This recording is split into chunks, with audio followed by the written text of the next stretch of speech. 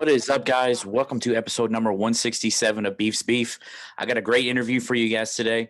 It's a little, not really out, I won't say out of my comfort zone because I'm not really ever uncomfortable when it comes to doing interviews, but it's a sport that I would say that I don't know a whole lot about, but I'm a big fan of. But before that, I want to make sure that I mention my sponsors. First sponsor is Crystal Lackey at Stockton Mortgage. Hit Crystal up for any home loan needs, any mortgage needs, anything, refinancing, anything that has to do with home buying or refinancing your home. Make sure you contact Crystal. You can get in touch with her at 502-615-0743. Again, it's Crystal Lackey at Stockton Mortgage, 502-615-0743. Stockton Mortgage is an equal housing lender, MLS number 8259, Crystal Lackey, MLS number 1735979. My next sponsor is Dellium. It's pronounced Dellium, Bdellium. Dellium is men's and women's minimalistic brand that focuses on modern aesthetic and quality. Everything comes pre-shrunk, so you don't have to worry about anything messing up when it goes into the dryer or anything like that. You can find his men's line at Him's Genuine Boutique in downtown New Albany. He makes great stuff. You can find him on Facebook at Dellium Clothing and on Instagram as well at Dellium Clothing. Now today, you see the name behind me. I'm welcoming a pretty cool guest. He's a young up-and-coming professional boxer out of the city of Louisville, Kentucky. His name is Demontaze Juicy Duncan. That's why you see Juicy behind me. Dope nickname, if you ask me. I actually got to go and watch him fight July the 2nd, so 2 Fridays ago. So I'm pretty excited to bring him on. Hopefully you guys enjoy this interview that I have with him. Without further ado, Demontaze Duncan. All right, I'm here with Demontaze. How's it going, man? It's going pretty good. How you doing? Pretty good. I appreciate you joining me, man. I know you're a busy guy, so I'm glad you could take some time out for me and do an interview. How you doing? I'm doing pretty good. Just got done with practice and everything. How your day been? Hey, it's been good. Worked all day, and then look forward to doing this. So I mean, let's get into it. At what age did you get the name Juicy, and where'd that come from? Man, I got the name Juicy when I was a baby because my cheeks used to get real fat from eating a lot of the sweets and drinking juice, and my mama gave me that name.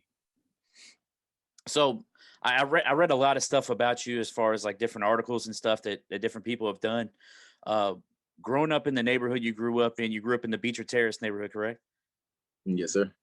I mean, was fighting something that you always did? And like, when did you gain an interest in boxing? Yeah, I've been fighting since I was little. I've been fighting since I was going to school from Beecher Terrace. If you didn't know how to fight, you was gonna get your tail up. I joined boxing when I was 12 because my big brother got me into it.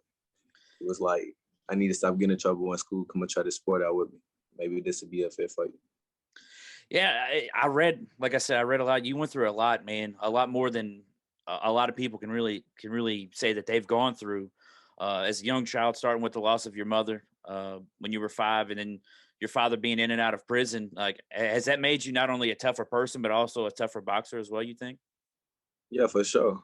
Have you ever heard of the song called "The Boy Named Sue"? Oh, absolutely, yeah. Well, that's basically what happened. I guess that's the way that I look at it. Because without neither one of my parents really in my life, it had to make me dig down deep and learn everything and figure everything out for myself. That's what made me become a better man. I went through the struggle that certain kids and people don't have to go through at my age. So just like you just mentioned, and you went to an alternative school. What school did you end up going to? I went to Kennedy Metro, Olmsted North. Okay, so like you said, you went to this alternative school and you weren't really going down the right path, which, to be honest with you, with the things that you had already gone through, I can't really say that anyone should blame you. Going through a tough time like that, it's probably hard to get your mind on the right things. But you said, and you mentioned your brother got you into boxing. Like, what was your initial thoughts like when you first got to the gym? Like, was this something like you immediately fell in love with, or was it something that you didn't like? I fell in love with that as soon as I knew I'd be able to fight without getting in trouble. Ever since then, I've been going down the right path with boxing. It's been taking me to different levels and stuff.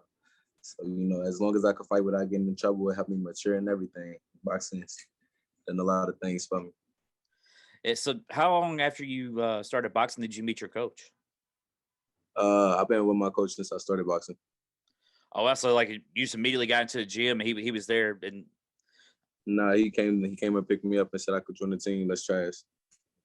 so I read a quote in one of the articles that said, "If it weren't for coach, I'd be locked up or dead." That's an interesting quote for one, because I mean it's fantastic that person that's made that big of an impact on your life. What has he done that's made such an impact on your life? He actually gave me a father, gave me somebody I could look up to. You know, he did things that my family wouldn't even do. Like he gave me a house to live in. You know, he been there. He helped me get through school stuff, helped me get through the struggle, gave me food, things that my family wasn't willing to step up and do. He became my father. You know, he became a role model and a father figure in my life. You went to Wagner, correct? That's where you graduated from? Yes, sir. Nice. So how long did you end up going to Wagner after you left the alternative school? No, I wasn't in an alternative school. I was in I went to Shawnee, and you Okay. call it that. But I was in Shawnee for 2 years, and then I went to Shawnee for a year, and then I went to Wagner for 3 years. Okay. So um I want you to take me back, or actually, yeah, like when you first started, like how long did it take for you to realize that you were good at boxing? Because I know, maybe fighting on the street or doing that stuff is totally different from boxing. The first time I joined the gym, I knew I was gonna be good because it was a challenge. You know, there ain't nothing if you can't get past the first couple of challenges. And the first challenge for me was running. Just If I always just running, like you talking about like cardio in general, running? yeah, I mean, I'm fight. not. Yeah. Yeah, that's about it. So how long after you got into the gym did you actually start fighting other people? Because I realized you probably spar and everything and hit the bag, but when did you actually start fighting other people? I started fighting other people when I was like 4 or 5 months into boxing. Do you remember who your first fight was against? Nope, I ain't gonna lie to you. But Yeah. I remember my second fight. The second fight was the best fight. That was my rival. That's what pushed me to get to where I am now. His You said name was Dev. that was your Yeah, rival? he was my rival for sure. Go ahead. What did you say his name was?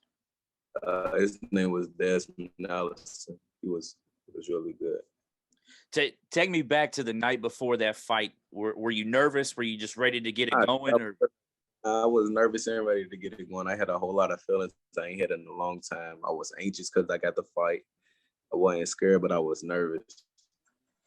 so I had a smile on my face, but so did you win that fight? nah, I lost that fight. But you said that's what kind of turned you into what you are now. Like, how many fights did you actually fight in your first year of boxing? I probably fought like 6, 7. Because when I was reading stuff about you, I read that you fought over 70 times as an amateur, and Yes, I mean sir. that's a lot of times to fight from the time you were. Well, you said you got into boxing when you were 12, and you started fighting about 4 or 5 months after. So I mean that's a 5, 6 year span. You fought. That's like 10 fights a year almost. But you said you fought 6 in the first year. I mean that's. Then it kept picking up, going to more fights, more tournaments, and everything. Oh, I didn't even think about this. So, like some of the tournaments that you fought in, did you fight like multiple fights in a day? Oh yeah, not in a day. You'll have like 3 or 4 fights in a week. I mean, that's tough. But I guess if you're winning, you're not really going to get touched. Oh yeah, facts. 100. So, like I said, you fought over 70 amateur fights and you lost very few of them. I think I read you only lost about 6 fights in your over your Yeah. 70 fights. Was there anything that you wish you would have accomplished in the amateur ranks before you moved up to professional? Honestly, no. Everything amateur, I got what I wanted. I got to the number 1 spot. That was my main goal with all the boxing. Get to the number 1 seed and get some titles. So you were the number one prospect like in the country? Yes, sir. Nice. So you were deemed too young to fight in the 2020 Olympics uh, when they were originally supposed to happen, but then COVID happened. They pushed it back a year. Uh, when they were postponed, were you contacted at all about being on the team, or were the teams already set in stone? I know the team's already set in stone. They already had the nationals and the Olympic trials, and the people that won the Olympic trials, they didn't have to replay it. They didn't have to go fight again. And since they won, then they got to go to the Olympics. Now, is the 2024 Olympics something that's on your mind? Yeah, I wanted to fight in that. I really do. So yeah, I mean, so I mean, I guess it's a good thing for you because you're just not turning pro. You're 18 years old now, correct? Yes, sir. So I mean, you only got 3 years. So by the time you'll be starting to hit your mature, not you won't be your prime age, as they say that it's around 24, 25 or something like that. But I mean, at that point, you'll be 22, 23. You'll still be in fantastic shape. I mean, that's something you should look forward to as far as being a fighter and going and fighting in the Olympics. No, I'm not fighting in the Olympics. Oh, you're not going to look to fight in the Olympics in 2024? No, I'm already a pro. Oh, I didn't even think about that. That's a good point. I didn't even think about that. So what kind of went into your decision to go pro? I wasn't really getting no more fights in the amateur level, and I accomplished everything that I need to accomplish. So right then and there, we went pro. So your first pro fight was against a guy that had already fought 22 professional fights. You didn't waste any time knocking him out, though. You knocked him out with 1:30 left in the first round. How did it feel to not only knock out someone that was almost a decade older than you, but they had over 20 more professional fights than you? I know that felt real good. First of all, I'm 18, knocking out somebody that's way older than me, got way more gaming experience and more fights in the pros. Yeah, that let me know I'm gonna be something tough. You know, that was a lot of excitement. Felt real good. So looking at all your professional bouts, there's been 4 of them so far. They all have a good amount of fights under the belt before you fought them. Do you study tape like other athletes do, or is it something that you just like, kind of like the John Wooden saying, where it's like, they got to worry about me. I'll just work on my game and they have to worry about me? It's both ways because I don't study too much on them. But at the same time, I'm gonna look at it to see the things that I gotta work on and see the things that they do and see what I could, how I could beat them and what style I could fight and stuff. Other than that, like I could watch like probably 2 or 3 tapes, and then they can deal with me. So I mean, if you watch the tape on an opponent, what is the main thing that you kind of look for? What their movement is, how they throw their punches, where they throw their punches from. Often they use their jab and everything. So I actually heard about you. I saw you on Facebook a while back, and then I saw your cousin James, who I actually coached at Moore. He shared one of your things, and I was like, is this kid any good? He's like, oh, it's my little cousin. I said, at that point, I was like, oh, well, you got to get us in contact, man. I gotta get an interview with him. He's like, oh yeah, I'll get it set up for you and all that stuff. And so I got to go watch you on July the 2nd at the Iroquois Amphitheater. Explain what that was like to have all those people like chant your name before the fight and after the fight after you won. I felt good, from the path that I came from and how I turned it around, and now I got fans and stuff. It felt good, but I got more things that I need to accomplish before I can say that I'm, happy with where I'm at. Because I'm not. I got way more things I got to get to, be happy right now. And this is, it feels good, but it's not where I want to be at. I want to, I got to get higher. I got to elevate more. What is it you feel like right now you have the biggest thing to work on? Everything. You never got overwork. You never could train too hard. Everything could get better.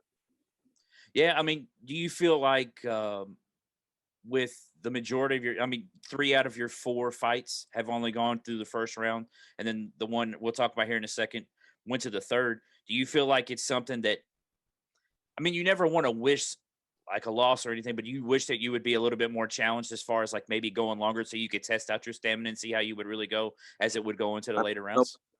I'm gonna lie to you. I know how I could go as many rounds as anybody's gonna give me.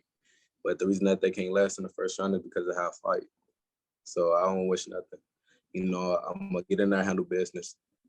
Who is somebody like outside of Muhammad Ali? Because everything that I read is someone that's your biggest idol when it comes to boxing, and there's really not a better one to have. Who is someone else that you try to model your boxing after, or is that the only one? He's the only one for real. It's not a bad one to model your fighting after. It's the greatest from the city. I got the Funko Pop of him back here. That's the GOAT. Can't have anything better. So your fight against Hugo Padilla, which is your longest pro bout, it ended in the third round. What did he do that gave you a little bit more trouble than the other guys that you fought? He actually could take a punch and had a whole lot of more movement than they did. Like, he had some movements, and then the way that he threw his punches was kind of weird. So had to settle down a little bit. Well, not that you were worried, but what were you thinking after that first round? You're like, this is uncharted waters here. What do I got to do? Like, did you change your game plan, or did you just say, hey, we got to stick with what we were doing? I know, yeah. Like, the way that I was fighting wasn't working, so it's time to go to the plan B. Boxing. It's exactly what I did, and that's what worked and got him out of it. Like, I'm never nervous. I know if one style don't work, then I got to use a different one out because we practice multiple styles. Because you never know what type of person you're gonna have to fight, and somebody could adapt to a style, so you might have to change it. What would you say is your strongest style? I know my strongest. I'm a boxer brawler, so that's my strongest style. But if I have to box, I'm cold at boxing too. So I can't say which one between them two because either one of them is I'm gonna So, dominate. to an amateur boxing fan like myself, explain the difference between the two of those. All right, so an amateur, I'm gonna throw a lot of punches. I'm gonna throw until I get you out of that. I'm in the pro. I'm gonna slow it down a little bit and box you more and try to knock you out. No, so like you said, you're a boxing brawler. Like, explain the difference between that and just boxing, because that, like I said, I watch boxing. In amateur boxing, I was a brawler. I threw a whole lot of punches. Oh, okay, I see what you're saying. Yeah. So you're in the welterweight division, is that correct? Yes, sir. Is that the division you plan to stay in, or is there a plan maybe to change in the future? Or is that just something that you would face if it came to it? Now we're gonna stay at the welterweight. Since you're just starting out, what goes into like setting up your fights currently? Because I mean, I know you fought 4 in what, 5 months or 6 months, 7 months. Yes, sir. Whenever they come, just be ready, prepared. Really. And when and where is your next fight scheduled to be at? I don't know when the next fight is, but I'm ready whenever it happens. I'm always on the game. I'm always ready for whatever. So the next part is some rapid fire questions. You familiar with how rapid fire questions go? I ask you a question. Nope. You say the first thing that comes to your mind. I got you. Come on, let's play. All right. So first off, before we get into that, I gotta shout out my sponsor. These are the Mike and Cheese rapid fire questions. It's the best mac and cheese in town. They deliver to Louisville and Southern Indiana. It's a minimum of $15. Call them at 502-548-6845 and make sure you try the Beef's Beef Pizza Mac and let them know that I sent you. All right, you ready to go? Sure. All right, pizza or tacos? Tacos. Wings or burgers? Burgers. All right, if you do eat wings, though, drums or flats? If I eat wings, I eat drums. All right, this is a big one here. UK or U of L? U of L. Come on now. Hey, I'm with you. Select for. Not no Kentucky fan over here. All right, that's good to hear. This is a big one right here, too. French fries or tater tots? French fries. Come on now. See, I say the same thing, but you'd be surprised how many people say tater tots. Boy, get out of here. French fries is way better than tater tots. That's what I'm always saying. Like, they're like, oh no, tater tots are better, but you have a soggy tater tot, it's terrible. You throw it in the garbage. Yeah, for sure. All right, favorite movie? I don't have one. Favorite musical artist all time and currently? Broadway. Say it again. Broadway. Okay. Favorite album all time and currently? Heart for Sale. Biggest fear? I got first. All right. Not accomplishing my dreams. Actually, that's my fear. Okay. Favorite flavor of ice cream? Chocolate. Cookies and cream. Hold on. Yeah, cookies and cream for sure. Favorite restaurant in the city? I don't go to restaurants. Not at all. Okay. All right. So did you play any other sports outside of boxing? I did tennis, wrestling, and track. Sounds like a lot of cardio all the time, man. You should have already been ready for boxing. Till you say 10. Yeah, that's a lot. All right. Favorite basketball player, football player, and then obviously your favorite boxer ever is Muhammad Ali. My favorite football player is Troy Polamalu. Okay. My favorite basketball player is Klay Thompson. And my favorite boxer is Ali. Favorite athlete ever? Ali. All right. And I guess you kind of already gave this answer earlier. Toughest fighter you've ever fought?